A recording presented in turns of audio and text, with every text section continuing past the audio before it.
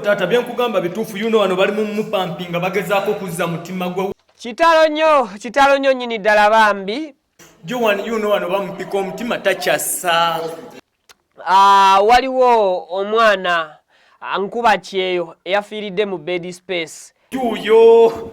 Jo atakyassa wuuyo sizeze enviri taata ze yakoze wuuyo. Banne ne bakola obutaweera okulaba nga bazza obulamu bwe naye engeri gye bataabadde basawo ate nga ne Katonda asazeewo abwatyo omwana ow'obuwala amanyiddwa nga Joan n'ava mu bulamu bw'ensi eno. Joan ono yaani era kiki ekimuse okusinziira ku mikwano gye? Emboozi eno mpanvu era tugenda kuba tugisimira ddala wala paka ku famire ye wano e Uganda paka ku bantu babadde awangaala nabo mu bed space e Dubai. Kansoke nkuwanirize ku mukutu guno oli ku Viki exclusive nange kwensinziira okukuweerereza amanya n'eddoboozi bampita Viki. Munansonyiwamuko katini nnyo eddoboozi likyagaanye ono Senyiga mukambwe asuse kuwa bulijjo. Bweri nkola yange nkusabye mbuwombeefu mukwano video soko jimpereka like bwoba omaze okugindaikingira kiyambako nnyo information okubeera nga etambula ku speed ey'amaanyi netuuka ku buli muntu sekinomu abeera yeetaaza okugiwulira. Kale n'olwekyo likinga bw'oba obadde weerabidde. Gwatanda tweyungako nawe mbutongole nkusabye subscribinga bw'oba omaze okusubscribinga kwata mu kadaako okajje mu kigambo personalize okateeke mu kigambo all. Buli kimu ojja kuba okifuna bulungi kye tuteekayo ku ssimu yo kompyuta yo baku tabu yo gy'olwo yali emabega wa kamera so nga ate ntambula ne Hajati Kaloddo omulombi w'eddwa ku lwa mwenna abalina ebizibu eby'enjawulo.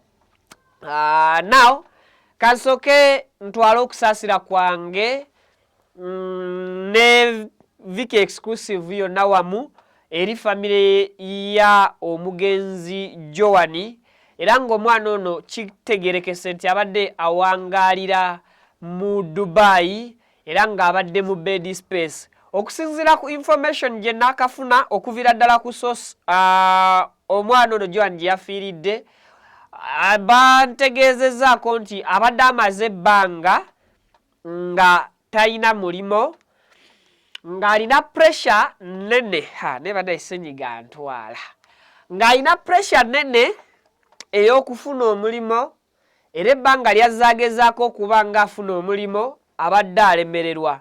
Kigambibwa nti Joan abadde amazeeyo almost emyezi 8 Dubai eyo nga tafunanga mulimo era ng'ali mu overstay. Bw'atyo olumu yasikirizibwa n'okuddako ewaka era waafiiridde. Banne batutegeezezza nti abadde yasazeewo akomewo ewaka e Uganda at least atetenkanyize wano. Wabula babadde bali mu bed space ate Joan nga banyumya bulungi nnyo n'agwa wansi omulundi gumu n'asirika ne basobola okubeera nga beekuŋŋaanya ababadde mu room mwe babadde bonna ne batandika okumupampinga omutima naye nga ayogera ekigambo kimu maama. So Joan yafudde alaajana kimu linnya lya maama. Maama katusabe Mukama akugumye maama wa Joan ne baganda be ate okossaako n'emikwano gya Joan yawadde banne akaseera akazibu okukola omulimu gwe bataasoma ogw'ekisawo naye ng'olaba Bambi balaajana bamuyita Joan togenda bamuyita Joan tofa. Waliwo omuvubuka omu Bambi eyamupampinze ku mutima okumalira ddala seconds nga 4 naye nga mpika n'amaanyi afuba okulaba nga Joan yadda engulu naye tekyasobodde kubeera nga kisoboka. Yayitiddeyo buyitizi bw'atyo ne kikakasibwa nti Joan yafudde. Naye bwe nabadde njogerako n'abamu ku bamanyi omwana ono Joan nga muno mwe muli ne Nyondo Media oba Nyondo Rosette yantegezeza nti Joan ono abadde strugglinga nnyo mu Dubai eyo ng'ayita mu bulamu obukalu bw'ennyo okwebeezaawo mu bbanga eryo lyonna ly'amaze Dubai nga talina mulimu. Era n'antegeeza nti obumu ku bulumi Joan bw'abadde asinga okufunira ku kyeyo eyo oba mu Dubai bwe bulumi obw'okuba nti yajja asuubira kinene naye n'atafunayo yadde kakoota ku biruubirirwa bye ebyamutwaza mu Dubai. Ekiro ky'olunaku olwaleero ngenda kubeera nga nfuna exclusive interview ne Nyondo Rosette abangi gwe mumanyi nga Nyondo Media ng'atubuulira n'okwongera okutulambululira ku bulamu bwa omugenzi Joan kati okossaako ne famire ye wano e Uganda ndi mu nteekateeka ezikolaganira wamu nayo era ssaawa yonna okuva w'olabidde vidiyo eno ngenda kubeera nga nkwatagana n'abafamire ate tusobole okubeera nga tulaba embeera nga bw'enaatambula. Twasalawo okubeera nga ate tukola stories oba oliawo ezina impact ku community than okola stories sometimes entertaining oba entertaining omuntu navaawo nga tekirina nnyo kikimugaseeko. So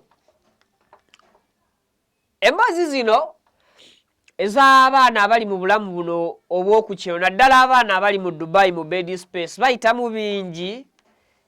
Nategeezebwako nti eriyo n'omwana asobola okubeera e Dubai omwaka mulamba n'ekitundu nga takola talina mulimo naye alina okwebeezaawo okulaba nga buli lunaku mulamu. Naye ekisinga okubeera ekikulu ku baana nga bano buli lunaku taggweesa ssuubi lya kufuna mulimo. Bw'alaba nga visa gye yagenderako oba yali ya myezi 3 yagendera ku visiting visa ya myezi 3 oba ya mwezi gumu bweggwako sente zino zaatetenkanye oba zaabeera yasigaza nga backup tasobola zikwata zigulamu tiketi n'agamba nti ebbanga lye nabala okufuniramu omulimu liganye sente kanzikwate ze mbadde nsigazizaawo nga visa yange tennaggwako ngulemu tiketi nzire e Uganda ntegeere nti kiganye. Buli lunaku baba n'essuubi, buli lukya baba n'okukkiriza nti waakiri luliba olwo olunaku oluddako oba oliawo n'afuna omulimo mu Dubai. Bwe batyo ne beesanga nga bawangaalidde mu mbeera y'emyaka emingi nga bawangaalidde eyo ebbanga eddene naye nga tebakola ate nga bayita mu mbeera enzibu ng'ate gwe baaleka e Uganda omanyi baganda bo bannyoko abaana bo bakola naye ng'ekyamazima baliyo bastruggolinga na bulamu. So omwoyo gw'omugenzi Joan Mukama abe wa kisa agulamuze era ekisa. Maama Joan guma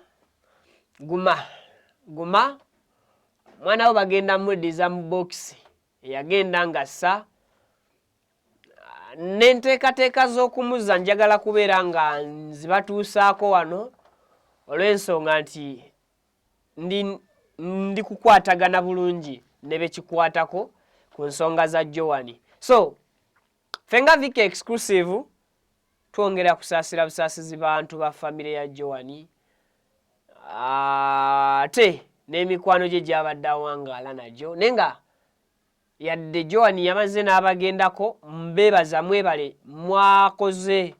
mwalaze omutima ogwawamu mwalaze obumu n'omukwano mukadde akaakazigizigi nga mulaba munnammwe gwe mubadde naye awo abagendako ne mukolako kye mwakoze kisoboka paka Mukama bwe yasazeewo nti kye kiseera eky'okuyitibwa kwe era bw'atyo n'agenda.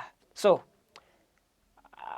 omwoyo gwe Mukama aguwummuze emirembe era agulamuze kisa kitangaala kimwakire ne baganda baffe abakyali mu bed space eyo ate ayongere okubagumya abatalina mirimu bagifune mu bwangu n'abalemereddwa okugifuna completely ate oba olyawo Mukama abateekemu endowooza abasigemu endowooza y'okudda amangu nga tebinnasajjuka.